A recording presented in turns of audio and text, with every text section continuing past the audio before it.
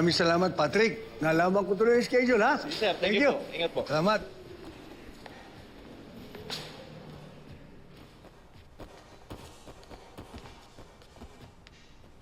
Ang Doming!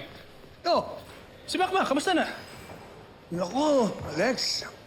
Yun nga sana ang pakikiusap ko sa'yo. Medyo madidelay ang fight ni Makmak dito dahil nga nagpapagaling. May sakit eh. Ganun po ba? Oo, may sakit. Kaya kinukuha yung schedule niya. oh. Kasi Mang Doming, ilalapit ko sana si Makmak at yung ibang fighters ko kay Kaloy para makapag-organize siya ng fight between his fighters. Ganun sana. Kaya lang, Sayang. nagpapagaling pa eh. Huwag mo na kasi pagtakpan. Ano ang kala nyo? Makakalusot si Makmak? Sir Alex, hindi pa ba sinabi sa inyo sumali si Makmak sa underground fight?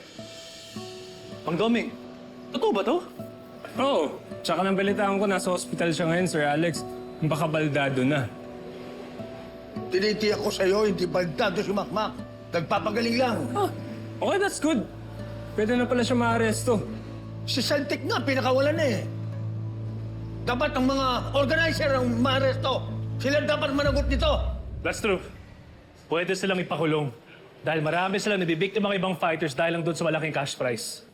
Lex, yung sana ang pakikiusap ko sa'yo eh. Na sana wag mag-disqualify si Makmak sa Guerrero. Mang Doming, I am sorry but he broke a gym rule. I need to review this case and I'm sorry pero I cannot guarantee na makakabalik siya dito sa Guerrero Gym. Kaya ang pakiusap ko sa'yo, Lex. Sana naman, bigyan ng pagkakataon si Makmak.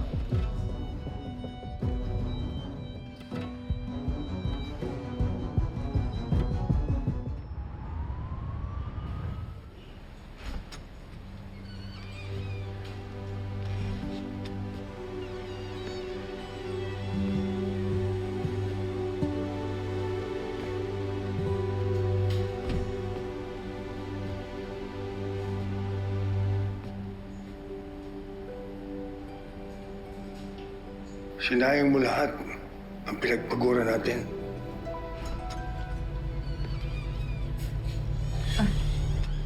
Doming, andito ka pala.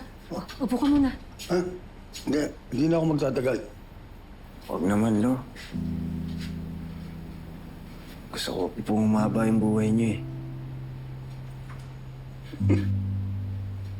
Nakukuha pang magbiro, ah. Ikaw na nga itong muntik-muntik ka ng matuluyan. Pasensya ka na, Lo. Hindi na po mauulit. Ay, talagang hindi. na.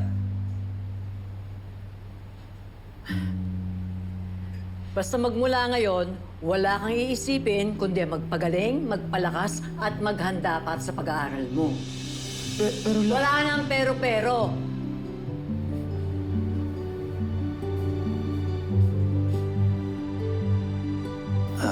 Lo, magpapagaling po kaagad ako.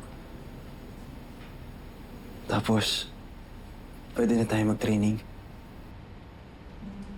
Akala mo ba ganun lang kadali yun? Baka malaglag ka na sa roster ng Guerrero. Pero Lo, pinaghirapan ko makapasok doon. Lo, tulungan niyo naman po ako. Tumaya ako sa'yo. Pero sinira mo ang tiwala ko. Lo, gagawin ko lahat para may balik yun. Papatunayan ko po na hindi kayo nagkamali sa akin.